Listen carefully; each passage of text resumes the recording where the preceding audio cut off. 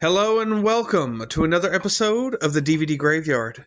Tonight we're going to be taking a look at The Evil Dead from 1981, written and directed by Sam Raimi. And Evil Dead is another, just one of my all-time favorite franchises. You know, I've really been waiting kind of for the right time to talk about these as well. You know, I've kind of been on a roll with, talking about some of my all-time favorites recently. I just found out the other day, I just kind of happened to be reading about this, that we're getting another Evil Dead film in the franchise, Evil Dead Burn, which, I've seen some places say that it's going to come out in July, and I've seen some places come out in fall.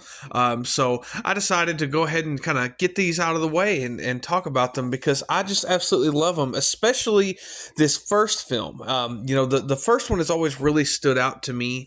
Now, it wasn't the first one that I saw in the franchise. I think a lot of people kind of have this similar experience, but the first one I can remember seeing was Army of Darkness. I saw that one, I guess on Sci-Fi Channel or something like that. Some on TV at some point. Years and years ago, and I loved it. I just thought it was absolutely crazy and weird. And I remember I had played the video game, Fistful of Boomstick, on PlayStation 2 or Xbox, one or the other. And, of course, I made the connection, with the, the guy with the chainsaw hand and the sawed-off shotgun, kind of gave it away there. And I really was like, well, that's the guy from Army of Darkness. So what is Evil Dead? Of course, I was very young, whenever this happened. And so, a little time went by, and one of my friends in school, I remember he had Evil Dead 2 on VHS, and I remember he brought it over to my house, or I was at his house or something, and we watched it, and I thought it was crazy, and I fell in love with it, and I've loved it ever since then. And it wasn't until years later, I think, I was a preteen or a teenager, it was either late middle school or early high school. I think it was more like middle school. It was around the time I'd started collecting DVDs. I couldn't ever find the first one. That one always kind of eluded me. It never really played on TV. I never really saw a copy of it anywhere. And so I finally found this particular copy that I have right here. I found it at Hastings one day, and I was like, oh, I'm going to go ahead and finally pick this up, and I'm going to watch it. And I have this really fond memory of buying it, going home. I still lived with my parents. Like I said, again, I was pretty young. And I remember I said I was going to sit down and watch this movie, and it was really late. It was, midnight, 1 a.m., something like that. And I just remember I had all the lights off, and I was in the living room, and I was really invested in the movie. And, something that really surprised me about it was, as cheesy and goofy and as bad as some of the effects are in the movie, it genuinely gave me the creeps. And that's something, of course, Army of Darkness, didn't ever scare me, whatsoever. Same with Evil Dead 2, it never really scared me. I just thought they were fun movies. And even then, there was not a lot of movies that really scared me at all, to tell you the truth. And so this was really kind of a standout that I was like, this movie's actually kind of spooky. I don't know. I don't know if it was just the time I watched it or what, but it freaked me out, and I've loved it ever since then. So that's just kind of a fond memory I have with this movie. And I've still got this, that same DVD, I've got it right here with me. And, I've never upgraded. Now, I know that there are better versions of this. I would really like to have the Ultimate Edition, because I know it has like the full screen version of the film, as well as it's got some more extras, and comes with a poster as well. So I'd really like to get that one at some point. So maybe I'll pick that up if I can find it for a reasonable price. But for now, this DVD is fine. I love the cover art on this. It's not as cool as the original poster, like that would be on that Ultimate Edition, or what I will probably use for this actual review. I really like that poster, but I really like the green kind of cover art on this one. That's just something that I really like green, so that's kind of something that I always really liked about this particular DVD copy. So this movie started out as a short film directed by Sam Raimi, and it was kind of like a proof of concept for the film, that they wanted to make, which was Evil Dead, and it was called Within the Woods. I think it's about a 30-minute short film. I haven't watched it in a long time, but I know Bruce Campbell was in that because him and Sam Raimi were friends prior to this, and then I think Ellen Sandweiss was in this as well, who went on to play Cheryl in the Evil Dead, and that kind of funded them a little bit. Now this movie is very, very low budget. I think the budget was like $350,000, which, I mean, compared to a lot of things was just absolutely nothing, at the time, or especially even nowadays, that is a nothing budget for a film. So this is kind of like a, something that's really good for, an aspiring director to watch, because, they made this on such a low budget, just with their friends kind of shooting on the weekends and stuff, and they ended up making just this great movie that really just stands the test of time, and that I think is still to this day really great. Now, some of the effects are kind of dated, which I'll kind of touch on that later on in the review, but for the most part, like I said, this movie, it still holds up to this day, and it has spawned this huge franchise, and it's great. And I have a lot, I appreciate this movie a little bit more every time I watch it. So this movie did come out around the time of the big slasher boom. So this was 1980. It was directed in 79, and I think released in 81 is whenever it finally came out, and that was right in the big slasher boom. So, that's when we were getting films like Friday the 13th Part 2 had just come out. The Burning was out at this time. The Prowler came out in 81 as well. And so this was a very different movie for the time, and honestly, going into this movie, if you didn't know any better, you would honestly kind of think that this could be a slasher film, if it was just on and you didn't really know any better, of course, until they find the Book of the Dead. That's really when things, kind of take a shift. And this movie is also really popular for I guess popularizing the cabin in the woods kind of trope. Now, of course, it wasn't the first film to do that. I don't think, anyway. There's not any that I can really recall, but I know that it's kind of held in that regard for popularizing that whole again, the cabin in the woods kind of trope that is still used to this day. So like I said, I don't know if it was the first one, but that's just kind of, I know that a lot of people credit this movie for that.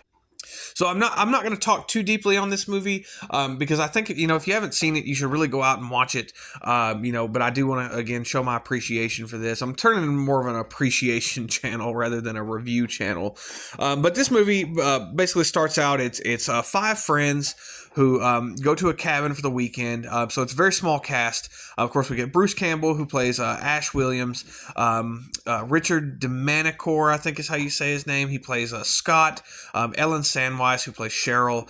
Betsy Baker, who plays Linda. And Teresa Tilly, who plays Shelley. And they're going to this cabin for the weekend to just kind of hang out and chill and do whatever they want to do, whatever. And as they're kind of hanging out, there's some kind of creepy sort of vibes around the cabin. Like, they don't really know, there's just kind of this weird vibe to everything. And of course, they go down into the basement because the basement door kind of flies open, and they go down there to kind of see what's going on. They think there's an animal down there. And they end up finding the Necronomicon, which is the Book of the Dead. And quick little side note, this movie was actually originally titled Book of the Dead. I'm really glad that they went with The Evil Dead, because I think that title works a lot better. It has a really nice ring to it. So they go down there and they find the Necronomicon along with a tape recorder and a shotgun, and then they find the knife, the Kandarian dagger, and they go upstairs and they play they play this recording. And then, of course, that awakens the evil dead. That it comes out of its slumber, and really, the kind of the first thing that really kind of happens is Cheryl, Ellen Sandweiss, which is Ash's sister. She kind of hears stuff moving around, kind of out in the woods, and she's already kind of freaked out, just being at this place. And so she decides to go, I guess, go out into the woods and kind of see what's going on. And she is attacked by the forest. And the forest comes alive and it attacks Cheryl, and that's where we get the infamous tree raping scene, which I think is really kind of one of the most iconic scenes of the movie. And it actually, I think that's kind of the main reason this movie was kind of banned in certain countries. I'd read up on that some. I can't remember exactly where, but it was definitely a video nasty. And I think that scene, not only just the gore, but I think that scene also had a big part in that.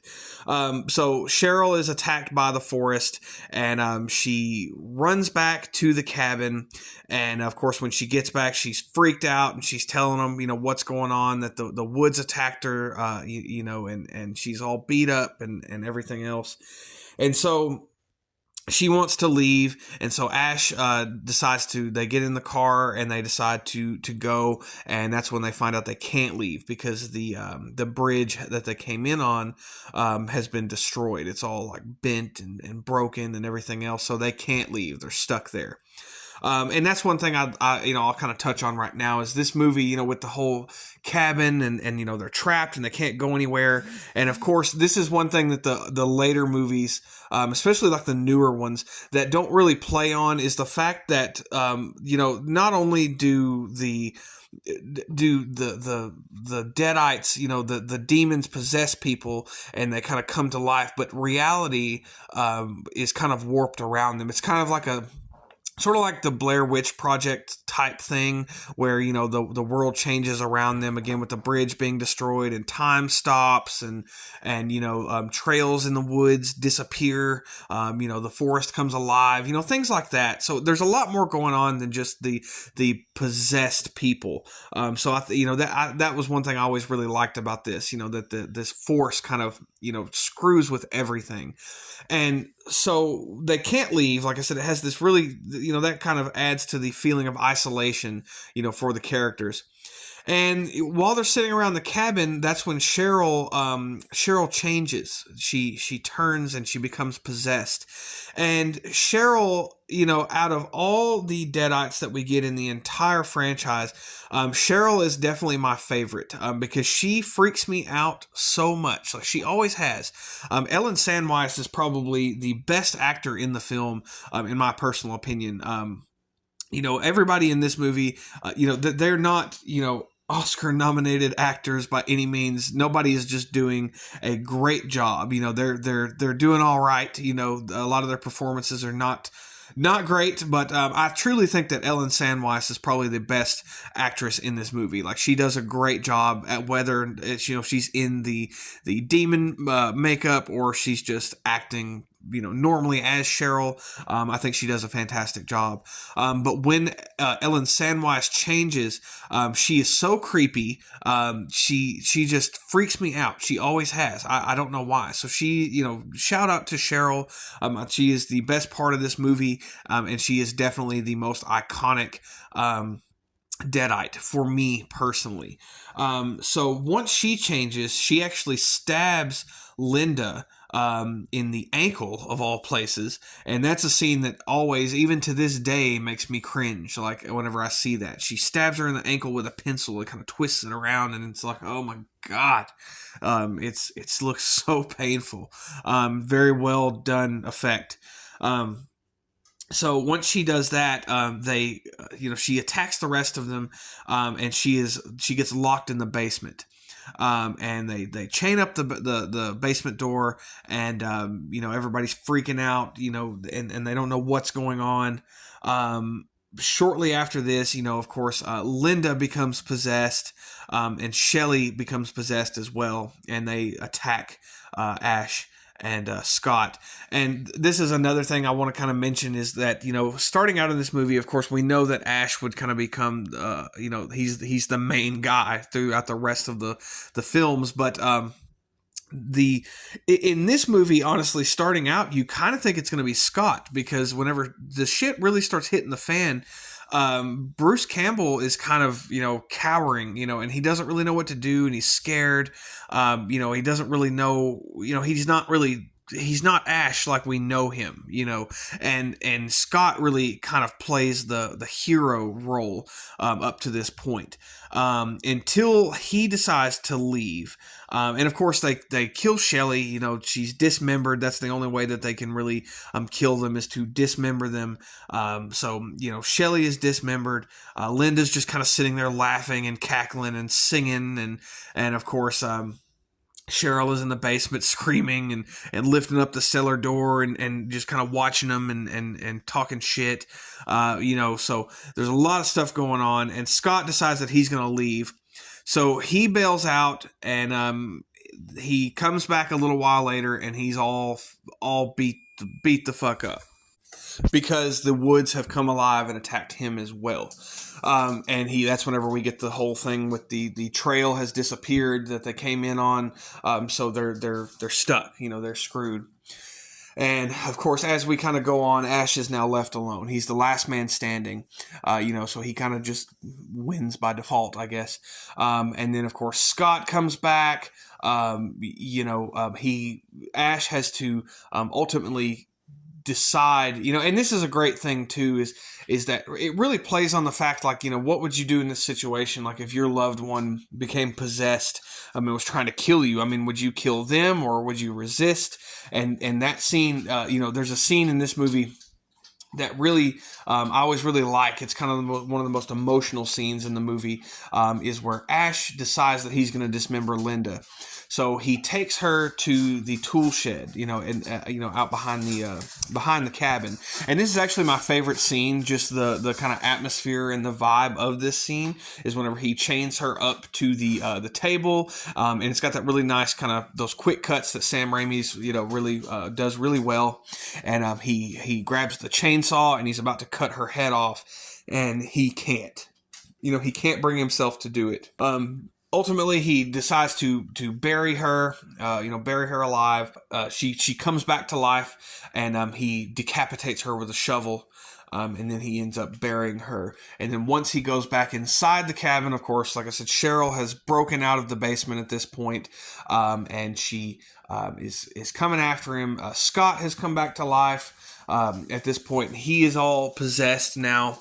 And they're both attacking him, and they almost get him until he is on the ground, and they're grabbing at him and just beating the shit out of Bruce Campbell, and he manages to get the Necronomicon.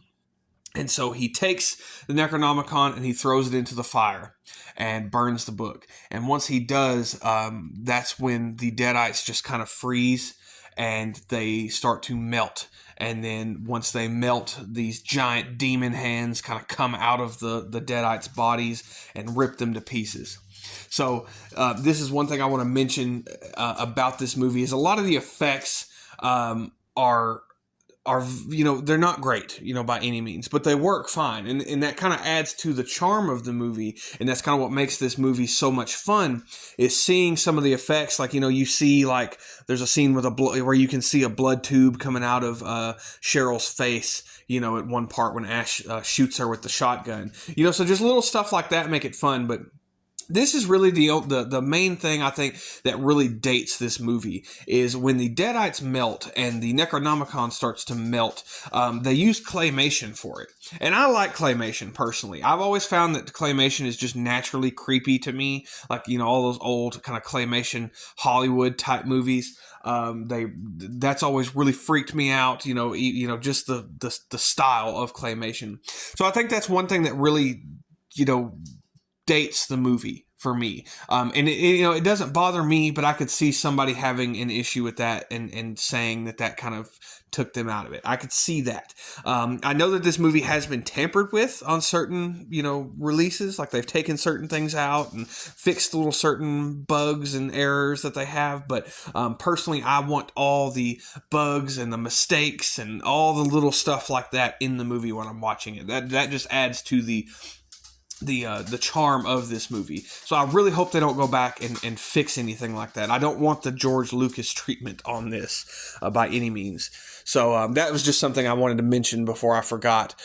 So after they melt and they're decayed and the hands come out and rip them apart, basically Ash is he's the last man standing, and he's really kind of had to take up the reins here. And he, the sun has come up, it's morning time.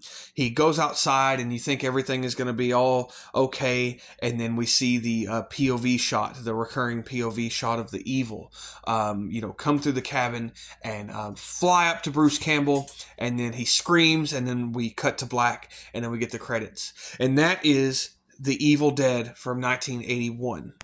And like I said, this is absolutely one of my favorite horror films in this vein. Like it has a very nice kind of grindhousey, just low budget, just this really nice vibe to it, and I really like this movie a lot, and it stands out on its own from the rest of the series. And I'll mention this again whenever I talk about Evil Dead 2, because I really feel like you can watch Evil Dead 2 on its own, and it kind of be its own self-contained story.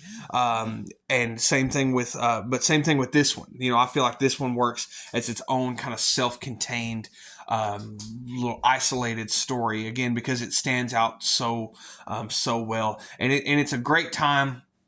If low budget films are not, your thing, you may not get into this, but, if you haven't seen it, definitely give it a shot, because it's a great time. And I love this movie. I love the whole franchise. This one is great. I love Evil Dead 2. Army of Darkness is a great time. And I even like the newer ones. I love, Evil Dead 2013. Not as much as the original films. That one does not hold a candle to these. I'll get to that one at some point and kind of say what I have to say about that. And I also really liked Evil Dead Rise, which, that came out fairly recently. I can't remember if it was last year or year before last.